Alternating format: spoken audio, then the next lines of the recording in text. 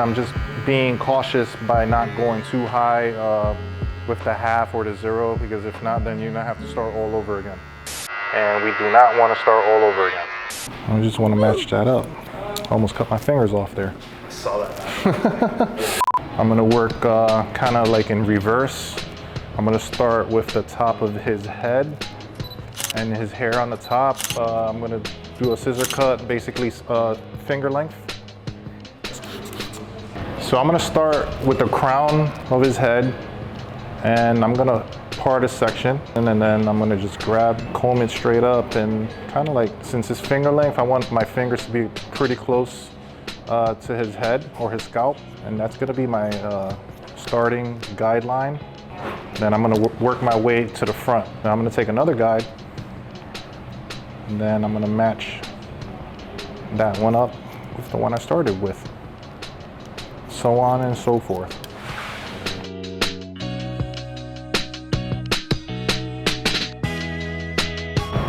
I like to start with the top of the head because it definitely cuts down on cutting time. I'm gonna comb his hair to the side so that way I could comb it back this way and kind of cross-check what I did. And you can actually see where I started cutting. You can kind of see a wave. So what you want to do is you want to even that out a little bit. Same thing here. You see how that's just a little off there? You want to even that out. And then you want to work your way towards the back where you started. So the top is pretty much done. I will double check again towards the end of the cut, but that gives me kind of like a rough draft on how his haircut is going to look on top. So now I'm going to kind of like debulk by using a number 3. I'm going to take some of my Cool Care and spray my clippers. I want to make sure my clippers are nice and clean. I'm going to start on the back. I'm not going to go too high because I still want to blend in the top with the sides. You want to like kind of create a nice shape.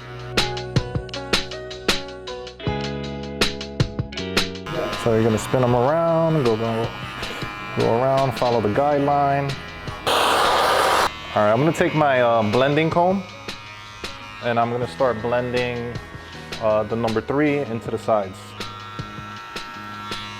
It's pretty blended to me. This is really important.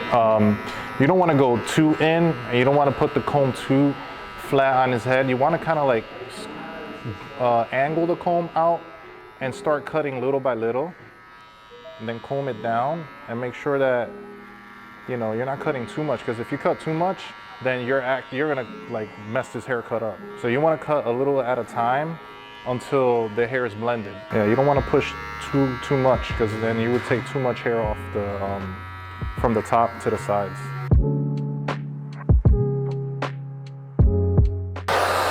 All right, so now I'm gonna start with the skin taper. I'm gonna use my 000. I'm gonna close my lever all the way down. So I'm gonna start with a nice guideline over here. He said he didn't want a skin taper, so this will get it down to skin. And since I started with a number 3, I'm gonna work my way down in reverse. And little by little reduce the bulk. And you don't have to worry about like going too high, because you're not gonna create any line, because from the 3 and the 2 is not that much of a big difference. So this is actually a safe way to, to blend in. So after the number 2, I'm gonna use a 1.5. And from here, I'm really not gonna switch guards as much now. If you notice, I'm kind of like flicking my wrist here a little bit, kind of bringing the clipper out. So in slow motion, I'm kind of going like this, kind of like rocking the clipper back and forth. So after I've done that, make sure I use the number 1 on the bottom here. And then after this, I'm gonna switch down to my half. So half would be open guard or open blade. And then I'm just gonna work my way into that line. This is really important. At this point, you don't wanna go too high, because then if not, then you're just gonna create another line or a hard line, which you don't wanna do. All right, so now we're gonna start tapering up the temple area, and that's why they call it a temple fade, because usually a temple fade ends on the temple here. So I'm gonna create another guideline with my 0 below the temple. Temple is like around here. I don't wanna go too high, because the higher you do the guideline, the higher the fade is gonna be in, and tapers aren't supposed to be that high. So remember, we started with a number 3 on the sides and the back, so I'm gonna do the same technique. I'm gonna go back to my number 2. You notice how I have my number 1, my fine tooth comb over here, my left hand, and then I have my number 2 guard over here. I kind of always switch back and forth. So I'll take this off and then switch to my number 1, so that way I'm not running back to my station. It's another way to save time on your haircuts.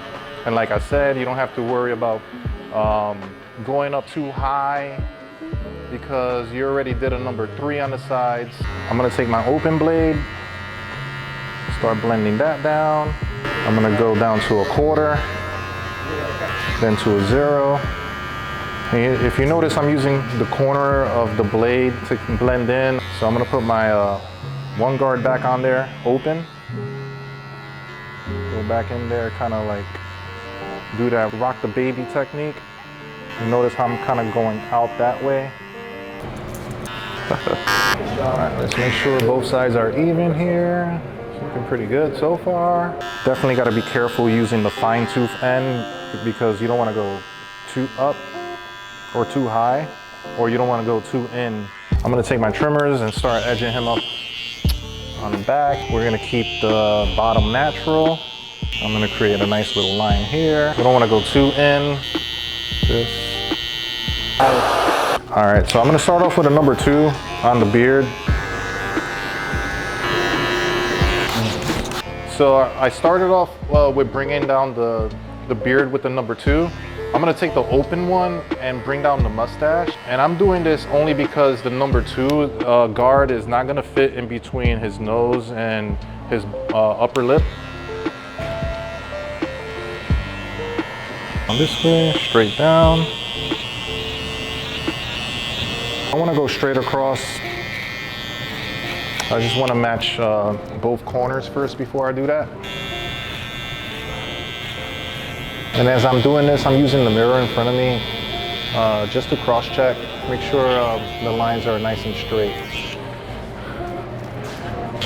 So I'm not going to push down the top too much. I'm just going to lightly tap it and edge it just to give me a quick guideline, because he said that he wanted it wide. Just by doing those little touches, it makes a big difference. And this is only with the trimmer. So same thing, I'm gonna follow the guideline on his upper lip, straight across. Same thing with the left side, on his cheeks. You don't wanna go too low. Just make sure it's nice and clean. So I'm gonna start off doing the hot towel neck shave. Put your head down for me. All right, we're just gonna rest this on here. Gonna press it down a little bit, relieve some of that stress. All right, I just applied some shaving gel. So I like to rest some of the shaving gel on my hand here, so that way I don't have to go back to my station. Like I said, it saves you a little bit of time. Start shaping up that line in the back. Create a nice, crisp, sharp line.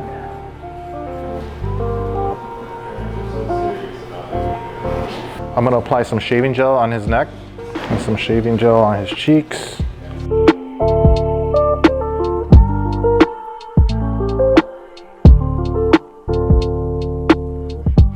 I want that nice and tight, so that way we get some of that heat.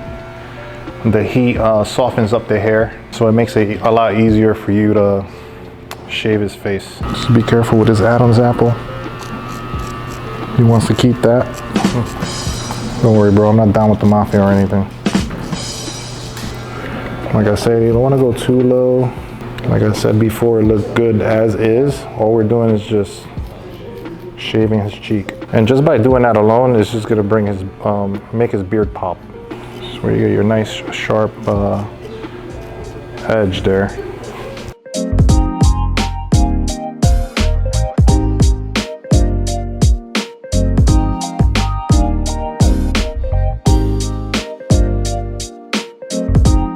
Big tip here, man. want to bend the ear and not cut his ear.